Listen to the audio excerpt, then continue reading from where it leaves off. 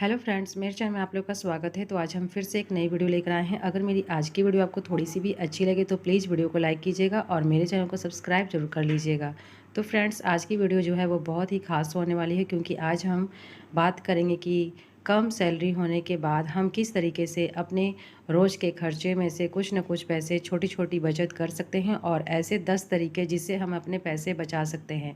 तो आज मैं बचत के 10 टिप्स आपको देने वाली हूँ, और किस तरीके से महिलाएं जो है वो अपनी बचत बनाकर अपनी जो सैलरी है उसमें से अपने पैसे बचा सकती हैं। तो छोटी मोटी चीज़ों में से भी अगर हम थोड़ी थोड़ी बचत करेंगे तो हमारे बहुत सारे पैसे बच सकते हैं। और 10 टिप्स मेरे जानने के लिए प्लीज़ मेरे वीडियो में बने रहिएगा। तो चलिए हम शुरू करते हैं। तो सबसे पहले फ्रेंड्स, मैं बात करती हूँ कि घर का बजट बनाना किसी भी हाउसवाइफ के लिए बहुत ही बड़ी जिम्मेदारी होती है। सबसे जो सब अच्छा तरीका होता है कि हम अपने घर गृहस्थी के चीज़ों का बजट बनाएं। सही तरीके से घर का बजट बनाने से परिवार की जो भी स्थिति है वह उसमें सुधार होती है, और जो भी हम घर चलाने के बाद पैसों को बचाते हैं वह हमारे आगे भविष्य में काम आती है। तो फ्रेंड्स, बजट बनाना बहुत ज़्यादा ज़रूरी है। बजट बनाने से सबसे जो अच्छी बात है वह यह है कि कहाँ पर हम ज़रूरी के खर्चों में पैसे खर्च कर रहे हैं और कहाँ पर हम अनावश्यक चीज़ों पे हम पैसों को खर्च कर रहे हैं। यह चीज़ें हमें पता चलती है कब, जब हम बजट बनाते हैं। तो अपने घर के सामानों का लिस्ट एक ज़रूर बनाकर तैयार करें कि कहाँ पर पैसे हमें खर्च करना है। सबसे पहले ज़रूरी चीज़ों को ऊपर में रखें, उसके बाद जो हमारी बाकी चीज़ें हैं उसे हम लास्ट में रखेंगे।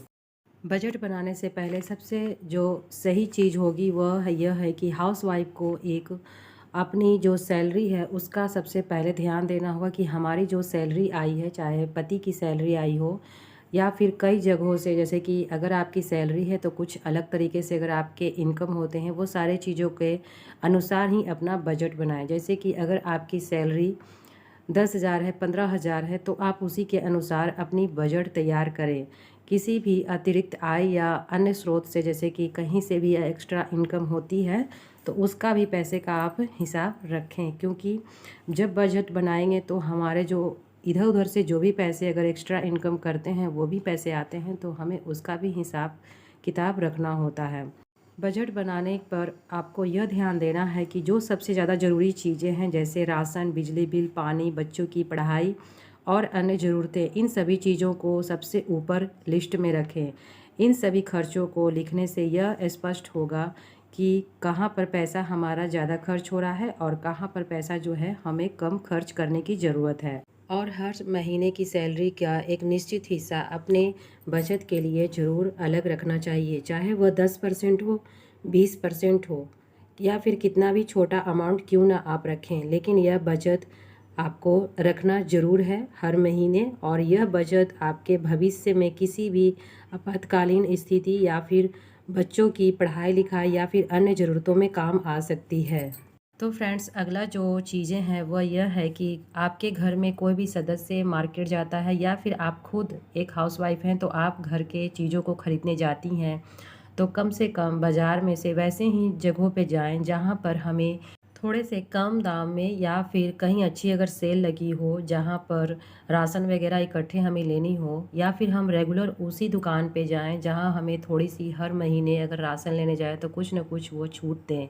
अगर हम एक जगह फिक्स कर लेंगे कि हमें इसी जगह से राशन सारे खरीदने हैं, तो वो हमें कुछ न कुछ छूट देते भी हैं और अच्छी क्वालिटी का सामान भी देंगे, अगर आप रेगुलर उनके ग्राहक बनते हैं तो इस तरीके से जब भी आप कहीं भी मार्केट में जगहों पे सामान लें तो वहाँ पर आप देखें कि जो भी चीज़ें हम खरीद रहे हैं वो अच्छे क्वालिटी का है, उसमें कुछ न कुछ छूट होनी चाहिए, तभी हम उसमें से भी कुछ पैसे बचा सकते हैं।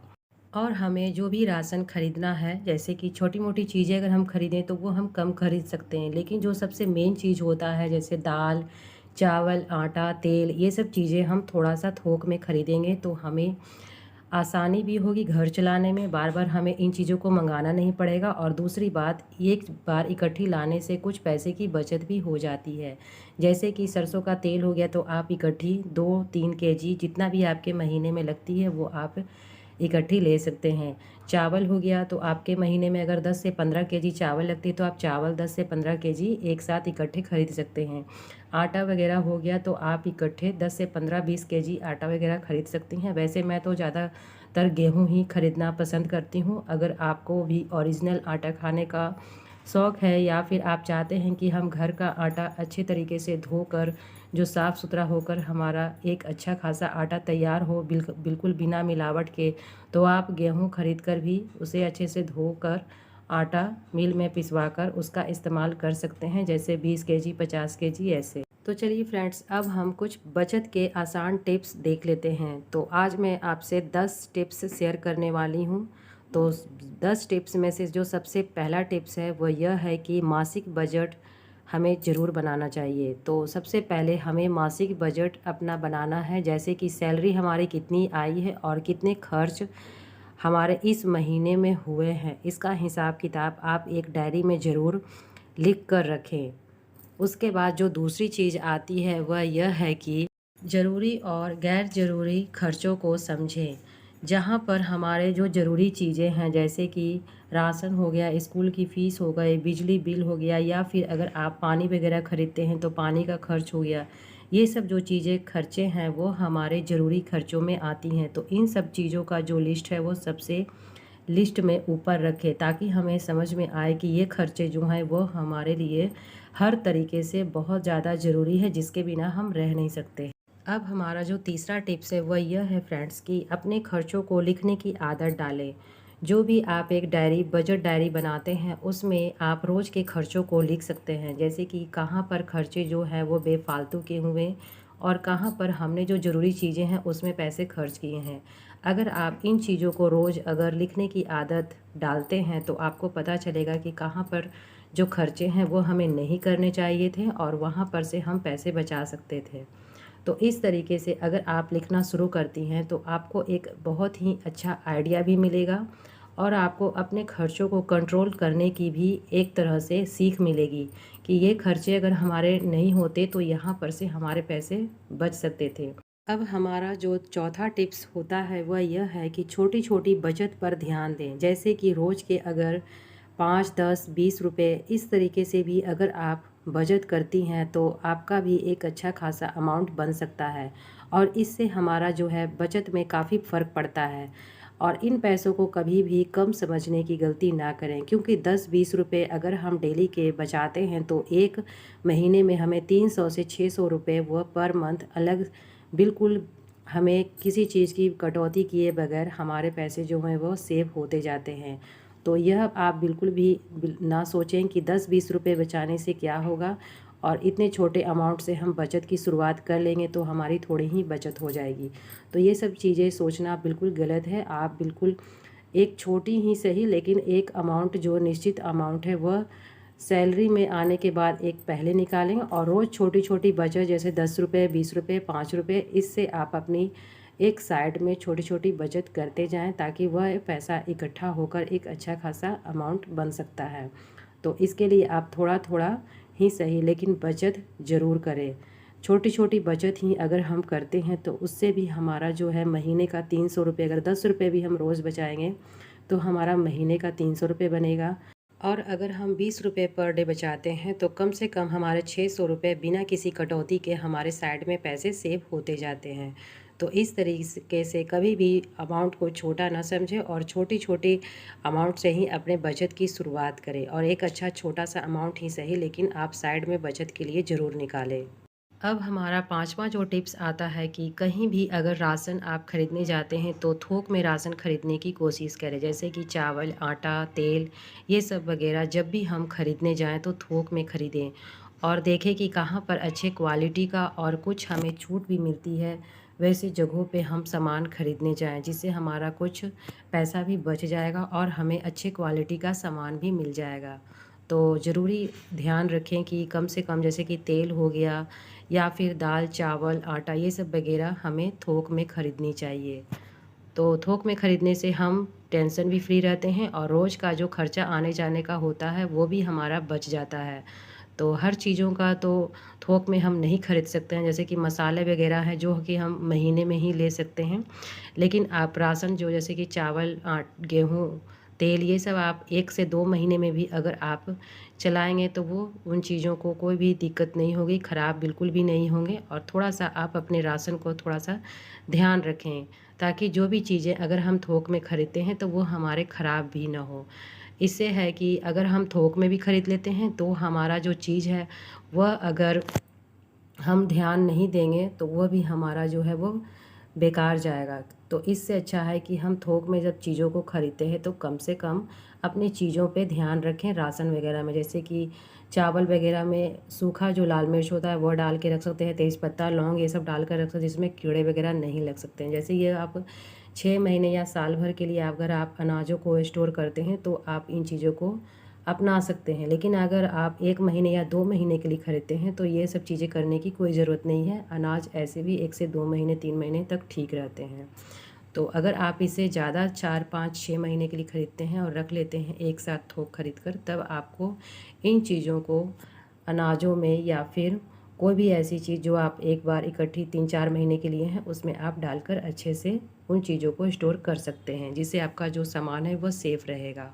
यहाँ पर छठा टिप्स जो हमारा है वह यह है कि कम से कम, जैसे कि बैसाख का मंथ चल रहा है तो आप इन सब चीज़ों में कभी तिसियोरी बना कर रख लें, या फिर चावल की जो बड़ी होती है उसे चरौरी हम लोग बोलते हैं। आप लोग क्या बोलते हैं कमेंट करके ज़रूर बताइएगा। इन सब चीज़ों को कम से कम सीज़नली बना कर रखें। जैसे कि बरसात के मौसम में कभी हम सब्ज़ी वगैरह नहीं खरीद पाते हैं तो दाल, चावल, चोखा और ये सब चीज़ें अगर हम छान कर खा लेते हैं तो वो हमारा जो खाना है वो कंप्लीट हो जाता है।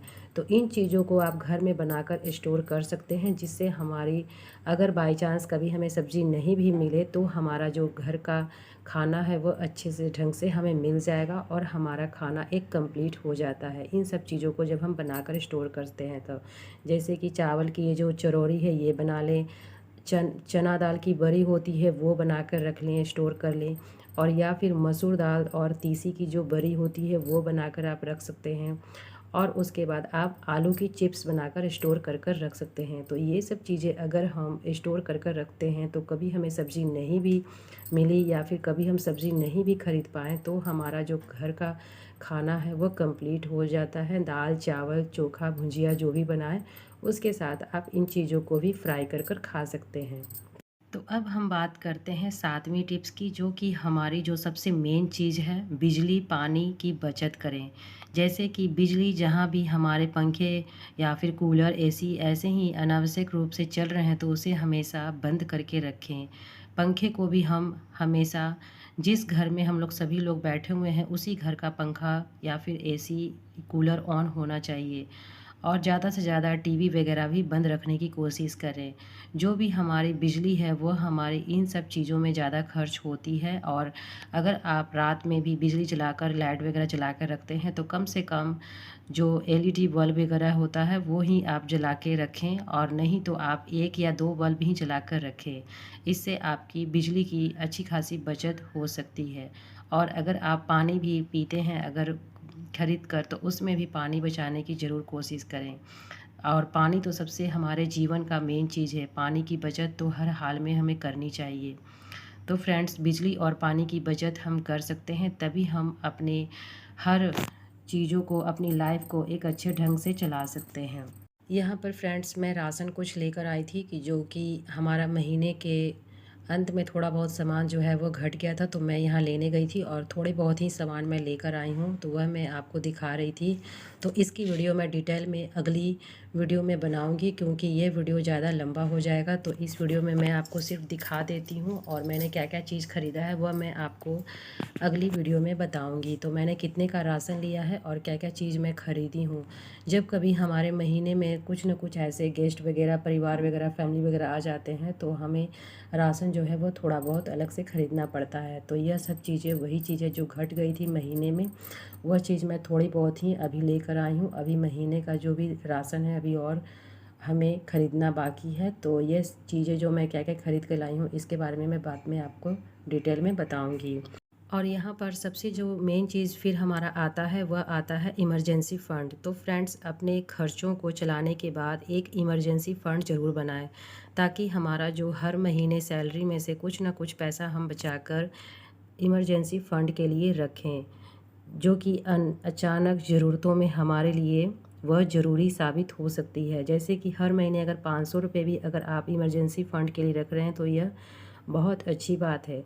अगर आपकी सैलरी अच्छी खासी है तो आप 1000 रुपये भी रख सकते हैं। हर महीने आप इमरजेंसी फ़ंड के लिए 1000 रुपये भी आप साइड में रख सकते हैं। और अगर आपकी सैलरी कम है तो आप 500 भी रखने की कोशिश करें, लेकिन इमरजेंसी फ़ंड ज़रूर बनाएं, क्योंकि यह हमारी अचानक ज़रूरतों को पूरा करने के लिए एक अच्छा खासा अमाउंट जो है वह साइड में पड़ा रहता है। तो हमारे लिए थोड़ी सी हिम्मत होती है कि कम से कम हमारे पास इमरजेंसी कुछ फंड पड़ा हुआ है, जिसका हम कभी भी ज़रूरत पड़ने पर इस्तेमाल कर सकते हैं। अब हमारा जो 9वां टिप्स है वो यह है कि बच्चों को भी बचत करने की आदत सिखाएं। जैसे कि उन्हें भी पता चलेगा पैसों की अहमियत के बारे में, तो वह अपने खर्चों को कंट्रोल करने के लिए शुरू से ही वह सीख सकते हैं, ताकि आगे चलकर उन्हें भी कोई परेशानी ना हो। अगर हम बच्चों में यह आदत डालते हैं बचत करने के लिए और उन्हें पैसों की अहमियत समझाते हैं, तो हमारे खर्चे में भी वह भी अच्छे खासे सहयोगी बन सकते हैं। जैसे कि वो फालतू के खर्चों में अपने पैसे की डिमांड नहीं करेंगे। जो भी वह घर के सब बने हुए सामान है वह उसी को ज़्यादा से ज़्यादा वह खाकर अपनी जो भी इच्छा है वह पूरी करेंगे। चाहे वह घर के चीज़ों को अलग से तरीक़ों से बनाकर खाएं, लेकिन वह बाहर के चीज़ों को पर फालतू खर्चे नहीं करेंगे। अगर आप बच्चों को पर भी बचत के तरीक़ों को बारे में बताती हैं, बचत के बारे में बताती हैं कि कहाँ पर हमें पैसे खर्च करना ज़रूरी है और कहाँ पर हमें पैसे खर्च करना नहीं चाहिए। हमें बेफालतू के खर्चों को बिल्कुल भी नहीं करना चाहिए, और जो हमारी ज़रूरी खर्चे हैं उसी पर हमें ध्यान देना चाहिए, ताकि हमारे जो पैसे हैं वह बचें। तो बच्चों को यह सीख ज़रूर दें, ताकि उन्हें भी पता चले कि पैसों की अहमियत क्या है, कहाँ पर हम पैसों को खर्च कर सकते हैं और कहाँ पर हम पैसे बचा सकते हैं। तो इससे आपका भी फ़ायदा होगा और बच्चे भी सीखेंगे कि बचत कैसे करके चलें। और 10वां और सबसे लास्ट जो टिप्स है कि जो आपने बजट डायरी बनाई है उसकी हर महीने समीक्षा करें। जैसे कि देखें कि कहाँ हमारे जो खर्चे हैं वह ज़्यादा खर्च हुए हैं और जहाँ हमें खर्च करने की ज़रूरत है वहाँ पर हमने पैसे जो हैं वह बिल्कुल भी खर्च नहीं किए हैं। तो इस तरीके से आप एक डायरी का जो भी आप लिस्ट बनाती हैं उसे आप पूरी तरीके से जांच पड़ताल करें, ताकि आपको पता चले कि हमें इन जगहों पे पैसे खर्च करने चाहिए थे और इन जगहों पे पैसे हमें नहीं खर्च करने चाहिए थे। अगर आप इन 10 चीज़ों को फॉलो करती हैं तो यकीन मानिए फ्रेंड्स, आपकी बहुत सारी पैसे की बचत हो सकती है और आप भविष्य में बिल्कुल टेंशन फ्री रह सकते हैं। तो फ्रेंड्स, इन 10 आसान टिप्स को अगर आप अपनाएंगे तो आप एक अच्छा खासा अमाउंट का भी बचत अच्छे तरीके से कर पाएंगी और अपने घर गृहस्थी को भी अच्छे तरीके से संभाल सकती हैं और धीरे धीरे एक अच्छी खासी रकम आप बचा सकती हैं। कम सैलरी होने के बावजूद भी आपके जो पैसे हैं वह अच्छे तरीके से साइड में भी बचेंगे और आपके जो खर्चे हैं वो भी अच्छे तरीके से पूरी होती जाएंगी।